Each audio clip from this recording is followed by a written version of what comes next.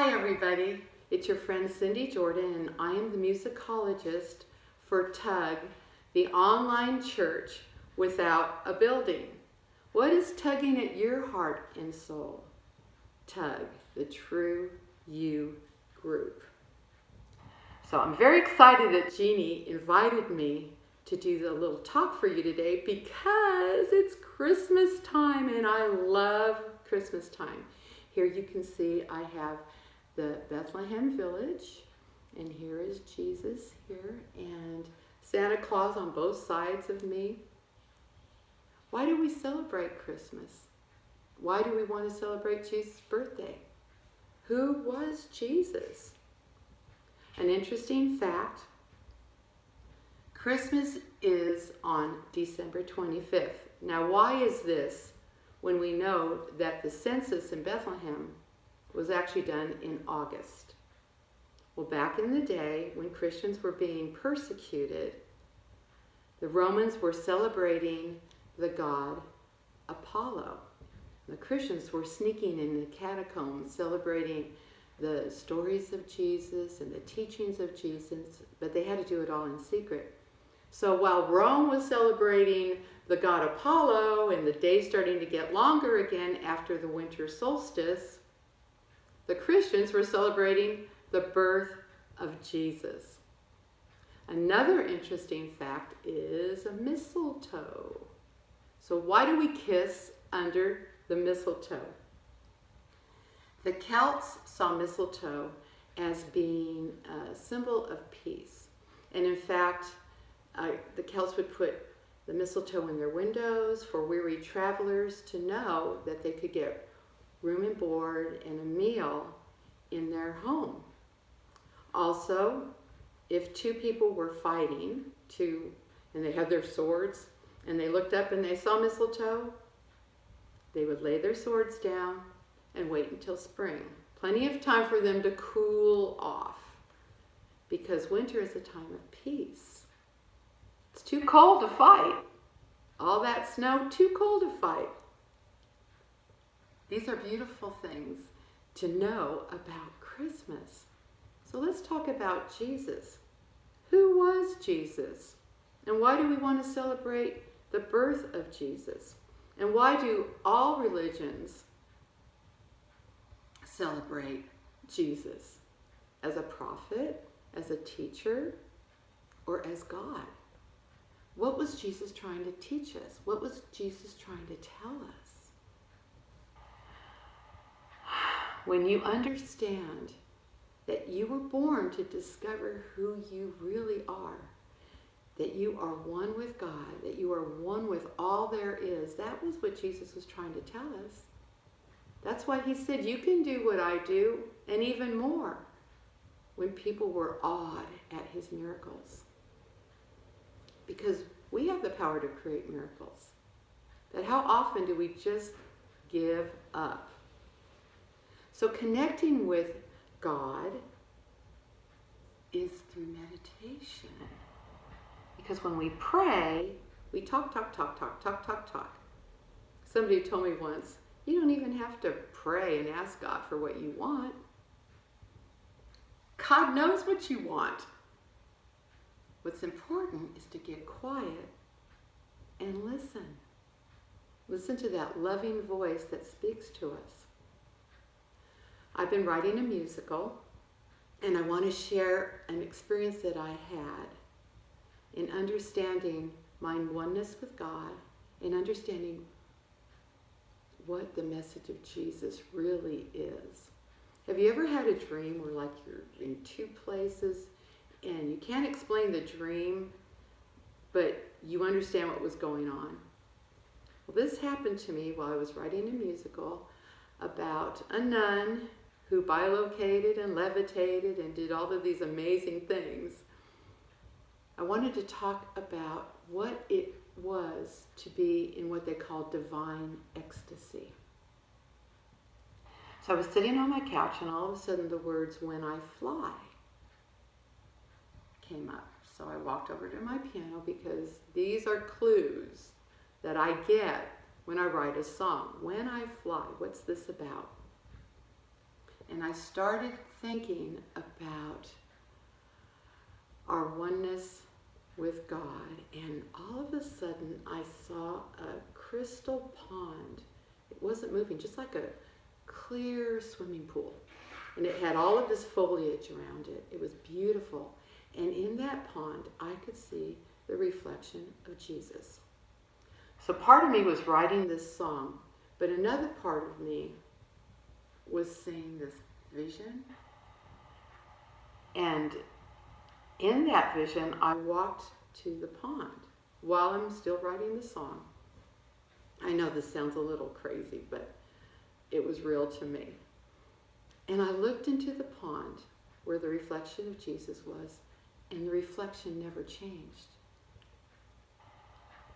That was the moment that I knew that Jesus is the reflection of love, is the reflection of God. And when we're in that state of love, in that state of Christ consciousness, we are that. That's what Jesus was trying to tell us. I'm not special, Jesus said. You can do this. You're this. This is what you really are. You are a divine being having the human experience. And as far as I'm concerned, life is about rediscovering that divine being that we really are. So the more that we go to love, the more we go to what I call our God self, or we do what God does, which is just love. So I'd like to share the song that I wrote, When I Fly.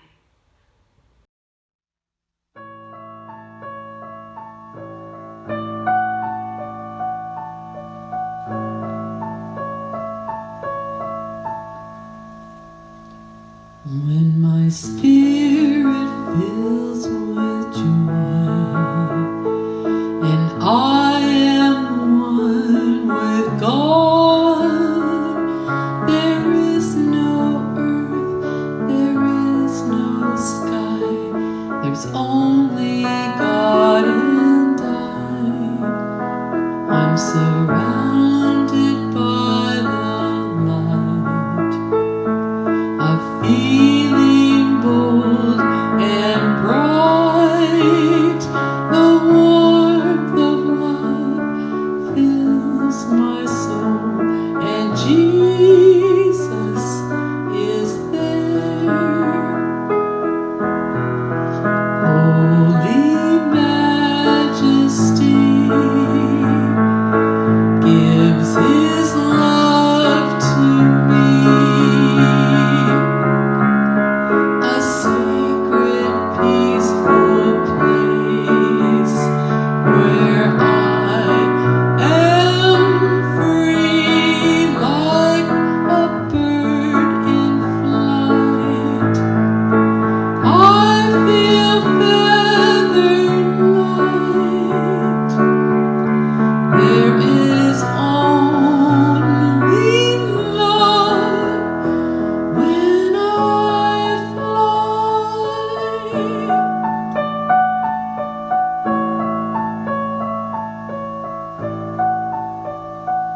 I surrender my mind. There is no space or time, a peaceful place, a warm embrace. There's only God and I can feel my spirit soar. I come to heaven's door. I am free in ecstasy, and Jesus is there. Jesus is there. Holy Majesty gives His love to me.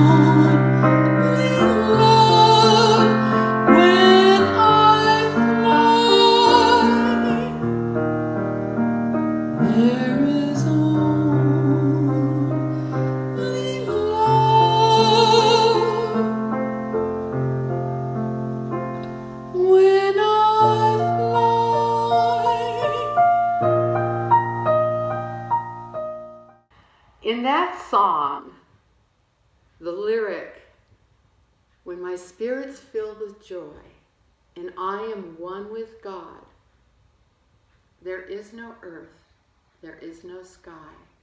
There's only God and I remember when those words came through me, I got a cold chill and tears came down my face. Because when you are in a state of completely oneness, awareness with God and all that is, it's very moving. It's very moving, and peace comes over you because you realize that everything is in divine order. And the challenges we get in our human experience come so that we can go to the light and go to the love and remember who we really are. We are one with God. Jesus knew this. Jesus taught this. And everybody thought that he was special. But he kept trying to say, no, you can do this too. The 10 commandments really go down to just 2 commandments. Know God, love God with everything you are, and treat people like you want to be treated. It's that simple. And I truly believe that we're moving to that place. So when you feel fear, and you feel like everything's just going to hell, remember that that's just an illusion. You are loved. You are so loved.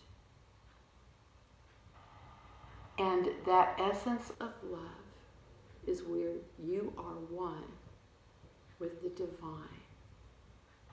That is the understanding of what Jesus was trying to teach us. So at this time, this wonderful time of Christmas, when we are focused on family, when we're focused on love, when we're focused on giving, know that you are a divine being having this human experience, and that you are so loved, you can actually make miracles happen. I love you. Merry Christmas, and thank you for joining us at TUG.